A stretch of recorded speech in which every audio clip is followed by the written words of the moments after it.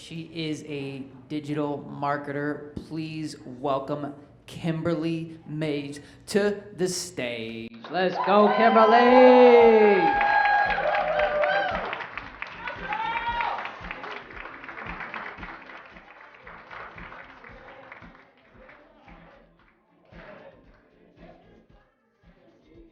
See, y'all weren't expecting that from me, were you? And that's what I want to talk to you about. I want to talk to you about labels. How many of us in this room have been labeled and made that part of our identity?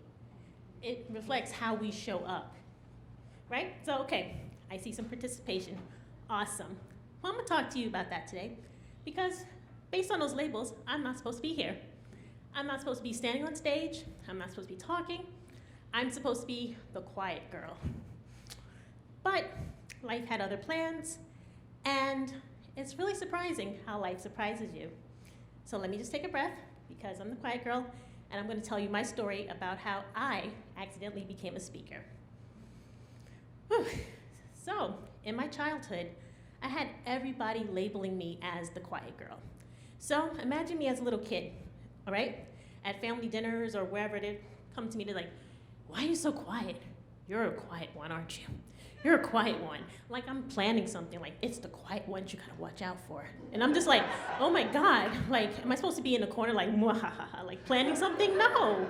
I'm just minding my own business, enjoying my own company, thinking my own thoughts, and people just label me. Like, okay, I guess that's my origin story, right? My villain origin story, I'm the quiet girl. So I'm just like, okay, well maybe I am the quiet girl. So I really embraced that.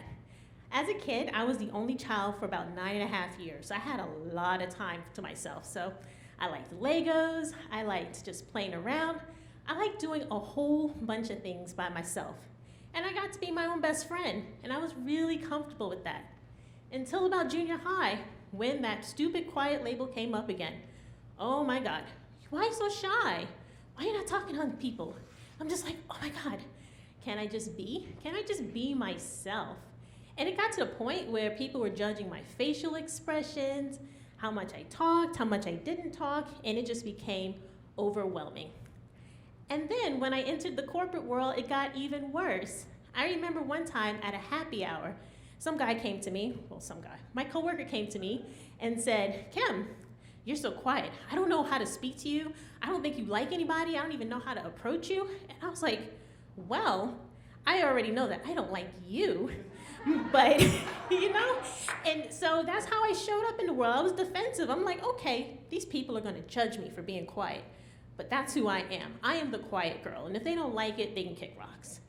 But life had other plans for me, and I'm on stage as the quiet girl. How did that happen?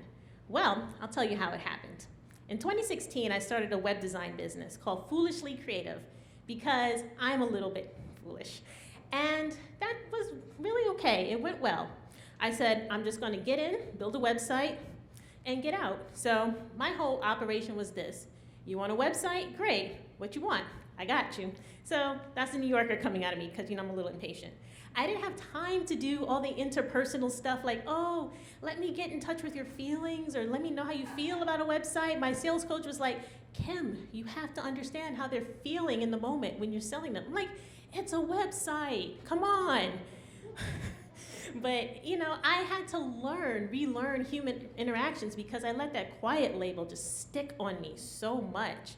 And I'm just like, okay, I know I'm just using the word like a lot, but I'm just figuring out, all right, so if I'm not the quiet girl, then who the heck am I? So I was in a business mastermind with coaches and speakers, and I said, I never will be like that. I can't go on stage, I can't do that. I can't just do all these things. But life had other plans for me. My sales coach, what she said, "Kim, I want you to get on stage, and I want you to talk about digital marketing." And I said, that sounds like a challenge, game on, because I never turned down a challenge. But what I did is I delivered that speech, and I'm not a nervous person. Even though I'm quiet, people think that I'm scared. I'm not.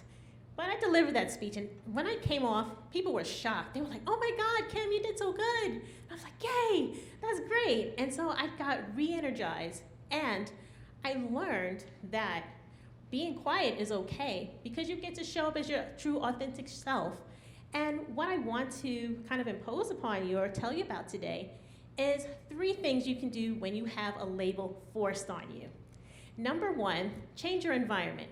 So remember how I said at family dinners, in social events, high school, college, they always labeled me as the quiet girl, like something was wrong with me?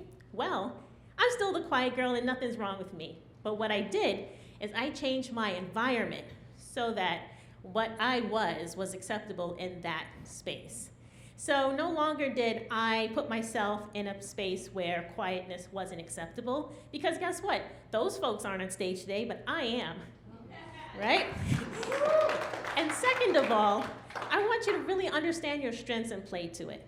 Yes, I'm quiet, but I'm also a good listener.